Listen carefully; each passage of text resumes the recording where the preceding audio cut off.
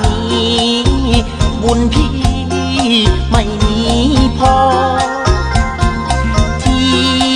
รักจ๋าอย่าร้องให้เถิดน้อง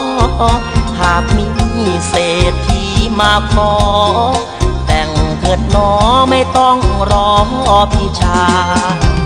ได้คนรวยรวยคนสวยคงไม่ขัดสนแต่งกับคนจนจนหน้ามนอาจทนไม่ไหวถึงจะรักเธอเท่าฟ้าบูชารักน้องเพียงใดแต่ต้องยอมทำใจจงสุขสดใสชั่วกาลละนาน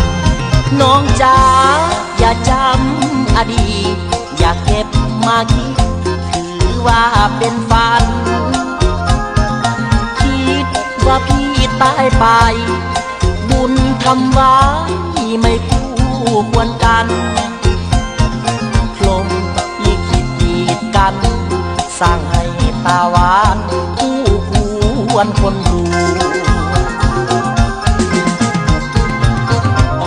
สวยคืออายสิขอไปตามบางสวยคืออายสิขอไปตามบางเดินกับทางผู้แปรไว้เป็นแค่แค่ลองพ่อแม่น้องกะหวังเพิ่งศักดิ์ศรีน้องได้แฟนคนมีและพี่ก็ดีใจด้วยคนสวยหล่าอย่าอะไรน้ำพี่คนสวยหล่าอย่าอะไรน้ำพี่ถือว่าในศาสตร์นี้โอ้ยบุญพี่บ่หลายน้องหักอายกับหูทูคือกันขอให้ความสัมพันธ์หักกันชัดน้องอย่าร้องไห้เลยคนดีนับจากวันนี้เราพี่น้องกัน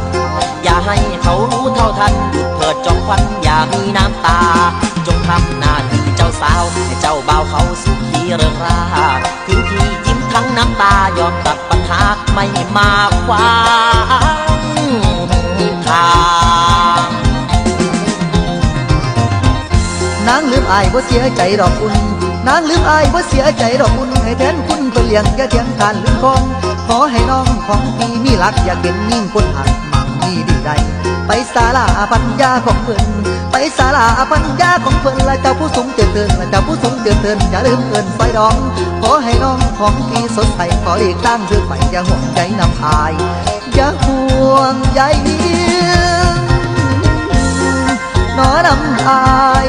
นอน้ำอาย